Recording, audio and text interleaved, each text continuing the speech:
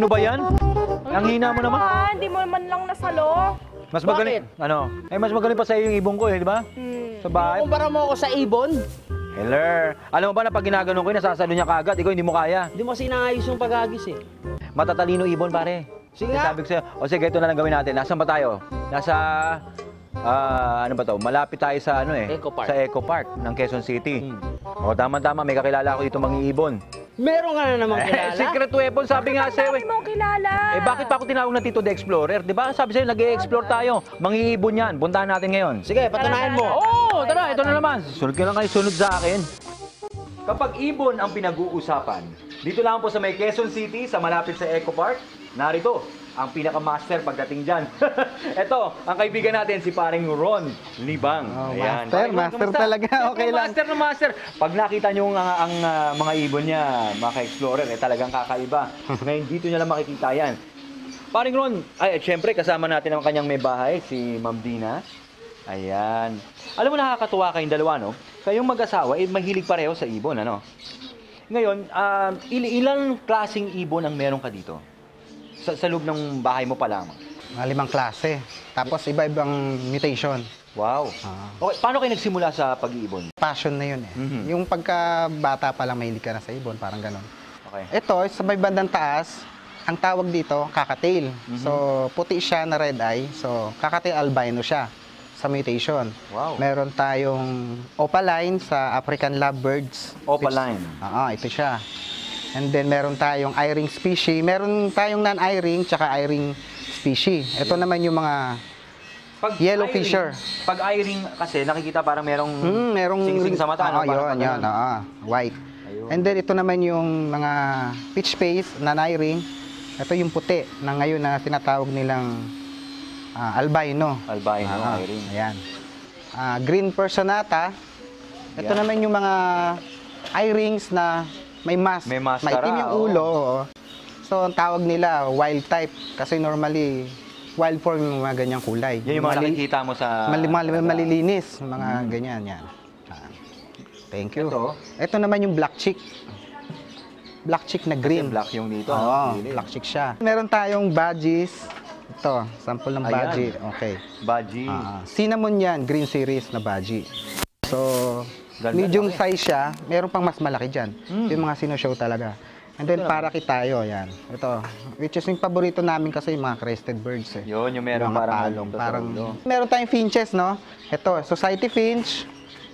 White siya, albino din. Meron din ganun buhok. Diba? May iba-ibang kulay din siya, pero mas pinili ko to kasi nga, crested. Puti, And then, sila nga pala yung mga magagaling mag-foster sa mga fincher species. Ibig sabihin kapag meron ng itlog na ibang klaseng finch, yung mga sensitive, yung mga sensitibong halimbawa, hindi sila nagre-raise ng sarili ng anak, hindi sila nagpipisa ng itlog nila. Society finch ang magtatrabaho para doon. Wow, ganda sila pala, dahilan. Mga Goldian, mga Perez. Caprot, yun. And then meron tayong all finch. Yan. Ito? All finch. Kaya tinawag na all finch. Parang owl na rin siya kasi. Parang ganun. Finches din sila. Tapos shaft tail. Yung buntot niya naman, yung nakaganon. Shaft, kaya naka-shaft. Marami ring mutation niya. May crimino, may albino. So ito yung normal. Napakaraming mutation talaga pagdating sa ibon. Marami. Pero nakakatawa dahil iba't ibang klaseng kulay, iba't ibang klaseng ugali. Tama. Para ka rin nag-aalaga ng bata, no? Oo, parang ganon. Parang ganun na rin, di ba? And then meron tayong zebra finch. Ito naman sila. Tatlo yan. Tawag nila dito is black series. Yan yung black face, black cheek, black breasted, male. So, kumbaga yung normal na zebra, gray sila, cheek pads nila, kulay brown. So, selective breeding, nagagawa namin mga ganyan. Nakakagawa kayo. High-end, kumbaga. Pag-aralan nyo talaga yan, ano? Oo, pinag-aralan. Trial and error, Paring Ron, gaano ka katagal nag-iibon? 12 years na. 12 years. Nagsimula ka saan? Anong klaseng ibon? Nung maliit pa ako, yung hindi pa talaga siya yung seryoso mga ganito na inalagaan, doon muna ako sa Maya, yung black-headed muna natin. Yung mga nakukuha mo. Ang Kasi tawag doon? laki Mindoro ako eh. Maya, yung sa palay. Yun. Paano mo na-maintain itong ganitong klaseng hobby? Kasi nakita ko lang, parang ang gastos yata nito dahil syempre mga cages mo, yung mga pagkain. Pair-pair sila eh. So may breeding. Okay. So manganganak yan. Doon kami kumukuha ng pang-supply nila. Ayun. So kailangan mong ibenta yung mga anak nila.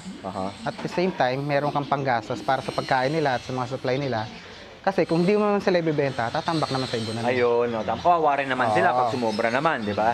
Kung gusto nyong makita, pwede kayong personal pumunta rito sa amin. Ang trademark lang is Eco Park. Ayun po mga ka-explorer, sana meron kayo nakuha tungkol dito sa pag-iibon kay Papa Ron. Papa Ron, thank you. Thank you. Maraming salamat sa'yo. Okay. Madam, tanong ko lang, bakit ang babait ng mga ibon nyo dito? Ayan o, hindi man lang sila lumilipad. Tapos kasi- pwede mong hawakan. Oo, kasi tame sila eh. Bata pa, itinanggal na dun sa magulang para subukan sila. Ah, so parang sa inyo na po sila lumaki. Ayan, Choco, tingnan mo. At parang sila na rin ang naging nanay. Oh, di ba? Katulad na itong hawak ko po ito, mga ka-explorer, no? Kapag kinakalikot, kinikilitin yung kanyang leeg, ayan po, makikita ninyo, nag enjoy pa siya. Kaya, ang galing ng pagtitame na dito, madam. ah. Ito, madam, naliligo ba sila? Oo. Or self-grooming? Minsan pag may tubig dun sa lalagyan nila, parang minsan may mga ibon na naliligo din Nagsiswimming sila. sila Oo, lang doon. din. Ay, ang galing. Nakakatuwa Ayan, naman. ganito lang pala ang pag-tame ng mga Ayan, ibon mas at maganda tamang yan. pag-aalaga. Dapat no? kinakamutan siya. Gusto niya. Parang tao Ayan lang. po, mga ka-explorer.